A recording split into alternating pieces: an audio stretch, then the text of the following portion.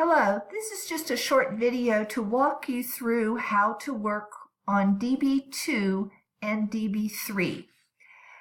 They work together. One is due on the 7th of June. DB3 is due on the 14th of June. So let's get started with this. Under assignments, first of all, you're going to go to week 2. And under week 2, you want to go to the very bottom, and this is discussion board 2. This one's very easy. All you do is tell me who you are going to interview. This is a person that is in the field that you're very interested in going into, and when you plan to interview them. Now, these interviews can be done via email, phone, or in person. You're just going to have to tell me how you're going to interview that person when you do the citation for the actual interview in DB3.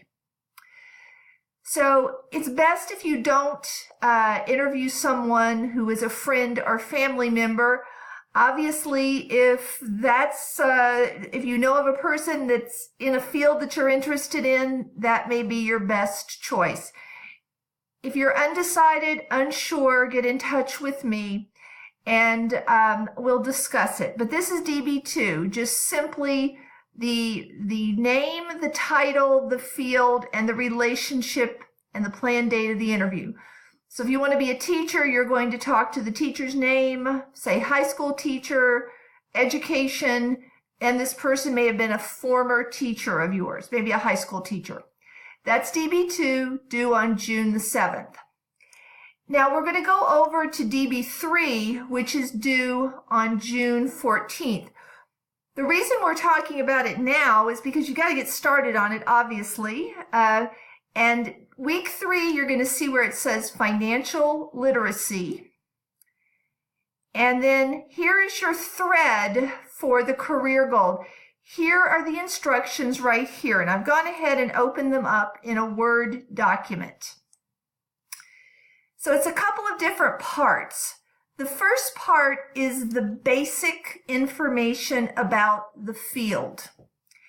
You can find this information in several different places. So there's the Forsyth Tech homepage under Career Coach, and let's just take a look real quick at where that is.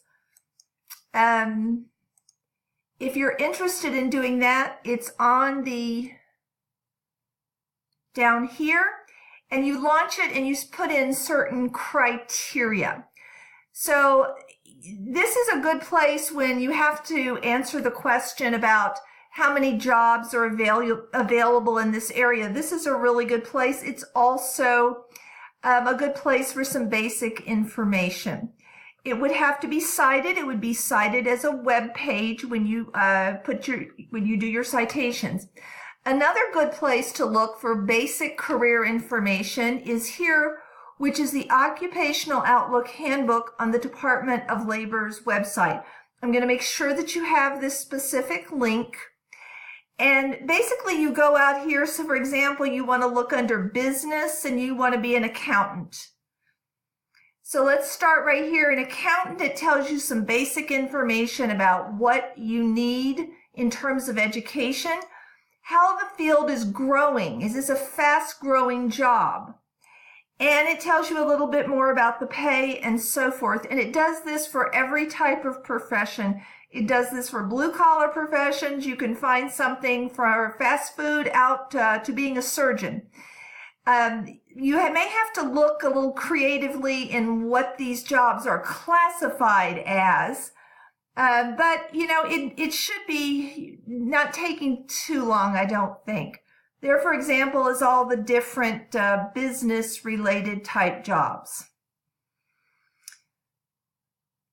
And in education, they break it down by high school teacher or by special ed teacher or by college teacher, and you'll see that when you go out there. So this is just basic information that satisfies the first part of your instructions. That's just 2 sources that you can go to, going out to Career Coach, going out to the Bureau of Labor, because you're going to find out things like an overview of the career, education, work environment, challenges, job openings, and typical salary. Okay? So it's just the basic kind of information. Another thing that you might want to do, this question right here always is like, people say, where do I find out this information? Are there job openings in the area you wish to live? Career Coach can help with that.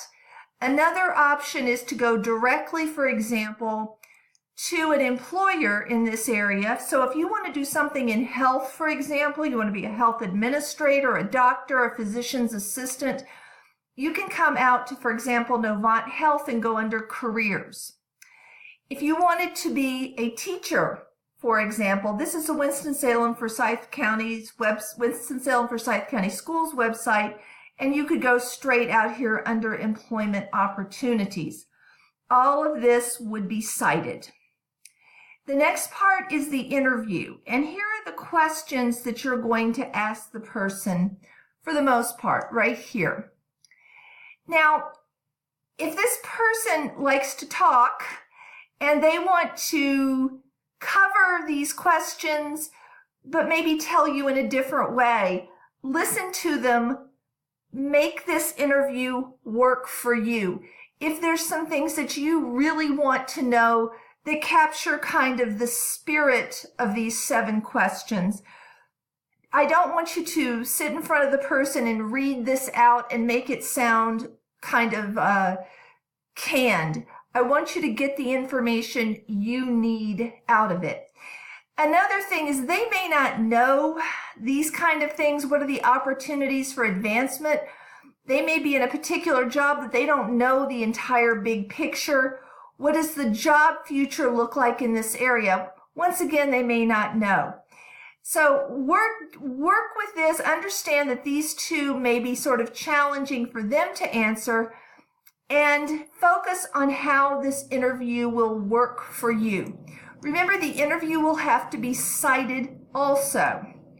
And then your personal narrative, and what do you think about this after you have researched this? Is this something that's going to make enough money for you in the future? Does this sound like it's a good fit for your skills? Do you want to put forth the education that's needed? And this is the reflection here. Now you will need to do citations in the format, in the style that you feel most comfortable with. You can use MLA, APA, Chicago Manual of Style, whichever works for you. What needs to be cited are those basic facts about the profession, and chances are you can get those from one website. And the other thing that needs to be cited is the interview. So you can look up in both of those style guides how you would cite an interview, but primarily you're going to need the name of the person, you're going to need the date, and how you interviewed them via email, phone, Skype interview, however you did that. It's just some basic information, and be sure and cite those. If you have any questions, all you need to do is let me know. Thanks.